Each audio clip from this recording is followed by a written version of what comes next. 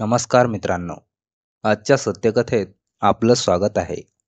पण सुरुवात करण्याआधी तुम्ही चॅनलवर नवीन असाल किंवा तुम्हाला अशाच सत्यघटना ऐकायला आवडत असतील तर व्हिडिओला लाईक करून चॅनलला सबस्क्राईब करा. रोहिणी नावाची 23 वर्षाची नवतरुणी बैरानी या छोट्या गावात सून म्हणून आली होती. तिचा नवरा सत्येंद्र कुमार हा तिच्यापेक्षा तब्बल 20 वर्षांनी मोठा होता. सत्येंद्र कुमारचे वय 43 होते. त्याचे पहिले लग्न झाले होते. पहिल्या पत्नीचे निधन झाल्यानंतर तो दुसरं लग्न करण्यासाठी मुली पाहू लागला होता. तेव्हा त्याने आपल्या वयाचे भान राखायला हवे होते. पण त्याला 23 वर्षाची रोहिणी आवडली. त्याने तिला पसंत केले आणि तिच्या आईवडिलांना प्रलोभन दाखवून तिच्याशी लग्न केले. तो तिला घेऊन आला तेव्हा अनेकांनी आश्चर्याने तोंडात बोटे घातली. तिला तो मोठ्या कौतुकाने फिरवत होता. तिला मिठीत घेताना त्याला आनंद होत होता. पण तिच्या सुखाचा मात्र त्याने कधी विचार केला नाही. दिवसामागून दिवस जात होते. तिच्या माहेरचे लोक काही ना काही निमित्ताने येत जात होते. यामध्ये तिचा भाचा गोविंद हा सुद्धा होता. गोविंद अवघा 18 वर्षाचा नौजवान होता. तो तुंडला येथील एका महाविद्यालयात नर्सिंगचे शिक्षण घेत होता. तो आता वयात आला होता. त्याच्या मनात कामुकतेचे विचार फिरू लागले होते. त्यातच त्याला नात्याचा विसर पडला आणि तो मावशी रोहिणीवर प्रेम करू लागला. रोहिणी त्याची मावशी असली तरी तरुण होती. त्यामुळे त्याचा तिच्यावर जीव जडला. तो तिच्याशी नेहमी बोलू लागला. तिला भेटायला येऊ लागला. तिलाही त्याशी बोलणे आवडू लागले. तिने पतीकडे स्मार्टफोन मागितला. आपल्या जवान बायकोला खुश करण्यासाठी सत्येंद्र कुमारने लगेच तिला स्मार्टफोन घेऊन दिला. पण या फोनवरून ती भाच्याच्या गोविंदच्या संपर्कात राहू लागली. दिवसभर रिकामीच असायची. काहीच काम नसल्याने तिचा सगळा वेळ मोबाईलवर चॅटिंग करण्यात, रील बघण्यात जात होता. तरुण जोडप्याचा रोमांस पाहून तिच्या मनात कामुक भावना जाग्या होत होत्या. पण तिचा नवरा मात्र जास्त वय असल्याने तिचे मन नाराज होते. त्या मानाने तिला तिचा तरुण भाचा गोविंद जास्त आवडत होता. त्यातच तो तिच्याशी गोड बोलत असल्याने त्याच्याशी बोलत राहावे असं तिला वाटत होतं. दोघातील संवाद वाढत गेला. नाते विसरून आता दोघं चेष्टा मस्करी करू लागले.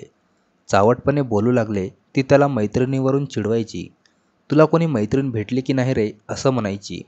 मनासारखी कोण भेटत नाही असं म्हणून तो वेळ मारून न्यायचा. ती म्हणायची मनासारखी म्हणजे कशी पाहिजे. तो नेहमी वेगवेगळे उत्तर द्यायचा.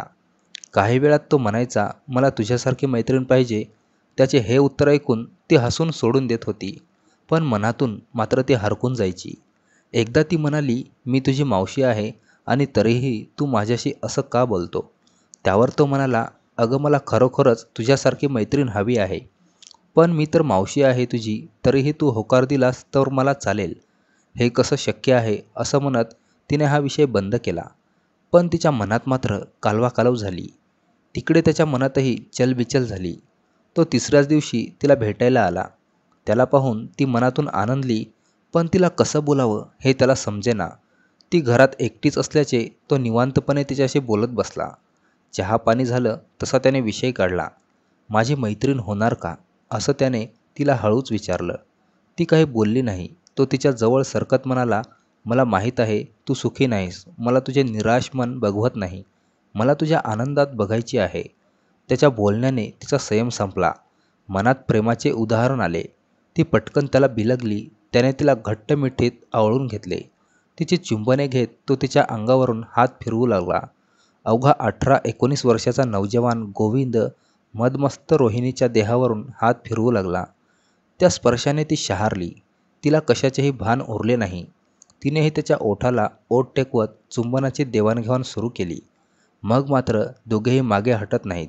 म्हाताऱ्या नवऱ्यामुळे सुखापासून वंचित असलेली 23 वर्षाची रोहिणी नवजवान बादशहा तुटून पडली. तर 18 वर्षाच्या गोविंदला स्त्रीदेह मिळाल्याने काय करू आणि काय नको असं झालं होतं. दोघेही एकमेकांना कुस्करू लागले. पाहता पाहता कामक्रीडेला भर आला. जोरदार समागमाने दोघेही तृप्त झाले. तिला नवऱ्यापासून जे सुख मिळत नव्हतं ते गोविंदनं दिलं. गोविंद तर लहान होता. त्याला ते सुख मिळालेच नव्हते. दोघांनाही आता एकमेकांशिवाय चैन पडत नव्हती. गोविंद वेळ मिळाला की तिच्या घरी येत होता आणि दोघे शरीरसुखाचा आनंद घेत होते. याची कोणाला कानोकान खबर लागू दिली नव्हती. पण त्याचे नेहमी येणे जाणे सत्येंद्र कुमारला खटकत होते. तसंच त्याच्या भावासह अन्य नातेवाईकांनाही खटकत होते. पण गोविंद हा तिचा भाचा असल्याने संशय घेणे कठीण झाले होते. दिवसामागून दिवस जात होते. आता तर रात्रीही गोविंद थांबू लागला. तो थांबला की रोशनी नवरा सत्येंद्र कुमारला शेतात झोपण्यासाठी पाठवू लागली. मग मात्र सत्येंद्र कुमारच्या मनात शंकेची पाल चुकचुकली. ती आपल्यापासून लांब राहते आणि भाचा गोविंदसोबत मात्र जवळीक करते, हे त्याच्या आता लक्षात आले होते. याचे कारण न समजण्या इतका तो लहान नव्हता. त्याच्या सगळे लक्षात आले तेव्हापासून तो त्या दोघांवर लक्ष ठेवून होता. तसंच गोविंदला त्याने घरात येण्यास मज्जाव केला. रोशनीवर देखील तो आता लक्ष ठेवून होता. पण या सगळ्यामुळे त्या दोघांच्या गाठीभेटी होणे कठीण झाले होते. दोघांना एकत्र राहायचे असेल तर सत्येंद्र कुमारचा काटा बाजूला केला पाहिजे, यावर रोहिणी आणि गोविंद कुमार याचे एकमत झाले. अखेर त्या दोघांनी सत्येंद्र कुमारचा काटा काढण्याचा प्लॅन आखला. गोविंद अलीनगर कांजरा येथून सायंकाळच्या सुमारास बाहेर पडला आणि रात्री बैराणी गावात पोहोचला. पण गावात न येता तो गावाबाहेरच लपून राहिला. त्याने रोहिणीला मेसेज करून सांगितले. रोहिणीने तिकडे बाकी सगळी तयारी करून ठेवली होती. सत्येंद्र कुमार आल्यानंतर जेवण वगैरे आटोपले. त्यानंतर ते नवरा बायको झोपले. काही वेळाने सत्येंद्र कुमारला गाढ झोप लागली. तिने हे गोविंदला कळवले. गोविंद तयारीतच होता. तो रात्रीच्या काळोखात दबक्या पावलांनी तिच्या घराजवळ आला. तिने हळूच दरवाजा उघडून त्याला घरात घेतले. सत्येंद्र कुमार गाढ झोपल्याची संधी त्या दोघांनी साधली. गोविंद त्याच्या उरावर बसला आणि त्याचा गळा आवळून धरला. रोहिणीने नवरा सत्येंद्र कुमारचे पाय दाबून धरले. त्याला काही हालचाल करता आली नाही. गोविंदने जोराने गळा आवळल्याने त्याचा काही वेळातच मृत्यू झाला. तो ठार झाल्यानंतर गोविंद आणि रोहिणीने सुटकेचा निश्वास सोडला. आता मृतदेहाची विल्हेवाट कशी लावायची याचा विचार ते दोघे करू लागले. गावात नीरव शांतता होती.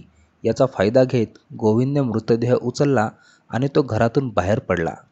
तो मृतदेह त्याने गावालगतच्या शेतात टाकला आणि तो आपल्या गावाकडे निघाला. पण रात्रीच्या वेळी वाहनांची काहीच व्यवस्था नव्हती. त्यामुळे तो चालतच आपल्या गावी निघाला. 4-5 किलोमीटर अंतर चालून तो गावात पोहोचला. सकाळी लवकर तो घरी गेला. कॉलेजमधून सुट्टी झाल्यामुळे मी घरी आलो आहे असं त्यानं गावात सांगितलं. तिकडे शेतात सत्येंद्र कुमारचा मृतदेह दिसून आल्याने गावात एकच खळबळ माजली. त्याला शेतात कोणी मारून टाकलं असेल याबद्दल तर्कवितर्क लढवले जात होते.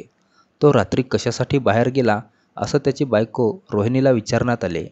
तेव्हा ती गोंधळली. तिला काही सांगता येईना. ती काहीतरी लपवत असल्याचा संशय पोलिसांना आला. तर दुसरीकडे सत्येंद्र कुमारने रोहिणीवर संशय व्यक्त केला. तिचा भाचा गोविंद हा नेहमी तिच्या घरी येत होता. त्या दोघांमध्ये काहीतरी संबंध होते याचा संशय सत्येंद्र कुमारला आला होता. त्यातून त्याची आणि रोहिणीची भांडणे झाली होती अशी माहिती त्याच्या भावाने पोलिसांना दिली. हे सगळं चालू असताना गोविंदही आला. तो आपल्या मावशी रोहिणीचे सांत्वन करत होता. पण त्याचे सगळे लक्ष पोलीस तपासाकडे लागलं होतं. पोलिसांच्या हाती काही लागू नये यासाठी तो धडपड करत होता. अखेरीस पोलिसांनी रोहिणीला चौकशीसाठी ताब्यात घेतले. घटना घडली त्या रात्री सत्येंद्र कुमार बाहेर कशासाठी गेला, त्याला कोणी बोलावले होते का काही काम होते, असे प्रश्नामागून प्रश्न पोलीस विचारत होते. तिला काहीच उत्तरे देता येत नव्हती. अखेरीस तिचा धीर कचला. तिने सगळा घटनाक्रम उघड केला आणि पोलिसांना आश्चर्य वाटले. पोलिसांनी तातडीने गोविंदला देखील ताब्यात घेतले. त्यांनीही गुन्ह्याची कबुली दिली. अशाच नवनवीन क्राईम स्टोरी ऐकण्यासाठी आपल्या मराठी चॅनलला सबस्क्राईब करा आणि आपल्या प्रतिक्रिया कमेंट बॉक्समध्ये नक्कीच कळवा. धन्यवाद. भेटूयात पुन्हा एका नवीन क्राईम स्टोरीमध्ये.